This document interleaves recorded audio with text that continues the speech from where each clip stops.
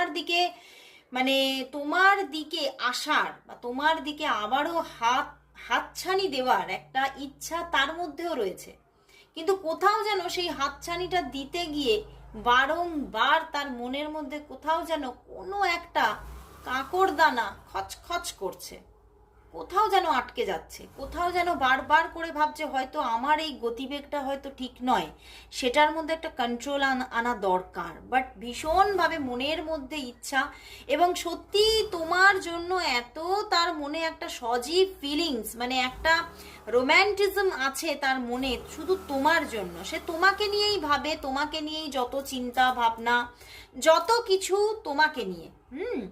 Please পাশের noise তোমরা একটুখানি অ্যাভয়েড করো, একটু নয়েজ আসছে। বাট বন্ধুরা,